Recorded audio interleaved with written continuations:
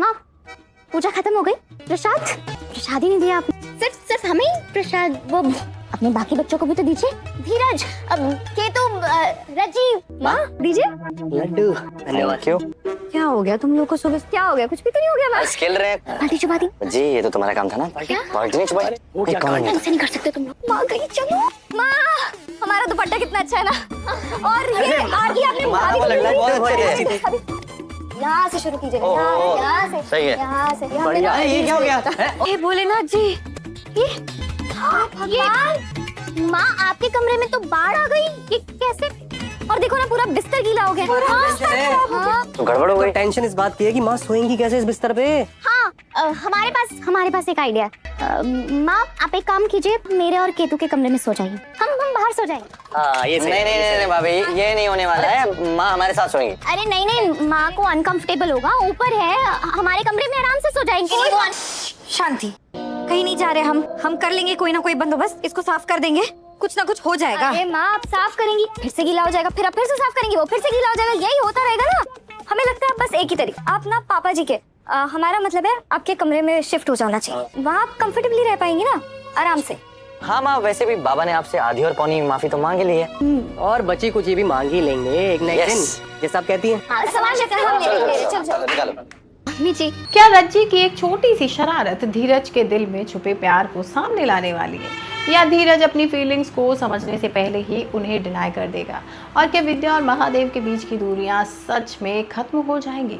भाई आज Mahadev and sons का एपिसोड शुरू होता है रज्जी और धीरज के बीच क्यूट मोमेंट के साथ। रज्जी मस्ती करते हुए धीरज को पकौड़े खाने के लिए फोर्स करती है और फिर उसे छेड़ते हुए वहां से चली जाती है। वहीं धीरज भी उसकी हरकतों को देखकर कंफ्यूज हो जाता है। तभी नर्मदा धीरज से कहती है कि रज्जी उसकी ड्रीम गर्ल वाली बात को लेकर जेलस है। ये सुनकर धीरज सच्चाई बताता है कि ड्रीम गर्ल की कहानी उसने सिर्फ रज्जी से मजाक में कही थी। नर्मदा उसे समझाती है कि अक्सर दोस्ती ही प्यार की पहली सीढ़ी होती है और शायद रज्जी और धीरज के बीच भी कुछ बदल रहा है। केतन भी नर्मदा की बात का सपोर्ट करता है, लेकिन धीरज इस बात को मानने से इनकार कर देता है और कहता है कि उनके बीच सिर्फ दोस्ती है। तभी रज्जी वापस आती है और धीरज को अपनी बातों से टीज करने लगती है। इसके बाद रज्जी और नर्मदा अपनी प्लानिंग के बारे में बात करने लगती हैं। जब धीरज और केतन पूछते हैं कि नर्मदा बताती है कि वो विद्या को दोबारा महादेव के रूम में वापस लाना चाहती है। दोनों थोड़ा टेंशन में आ जाते हैं, लेकिन रज्जी कॉन्फिडेंस के साथ कहती है कि उनका प्लान ज़रूर सक्सेसफुल होगा। मगर उनकी सारी बातें मोगरा सुन लेती है और बिना कुछ कहे एक्सप्लेन करती है। फिर शुरू होता है उनका प्लान। धीरज, रज्जी, केतन और नर्मदा विद्या के रूम में पानी फैला देते हैं ताकि लगे कि बारिश की वजह से रूम में लीकेज हो गई है। जब विद्या पूजा कर रही होती है तब सब अपनी प्लानिंग को अंजाम देने लगते हैं। सब रूम से निकलने वाले होते हैं, लेकिन विद्या को देखकर छुप जाते हैं।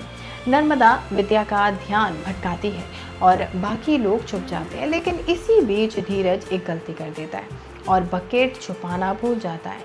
अब रज्जी तुरंत सिचुएशन संभाल लेती है और विद्या को बातों में उलझा देती है, जिससे बाकी लोग बकेट छुपा देते हैं। जब विद्या रूम में जाती है तो वहाँ पानी देखकर हैरान रह जाती है। सब लोग भी ऐसा बिहेव करते हैं जैसे उन्हें कुछ पता ही नहीं था।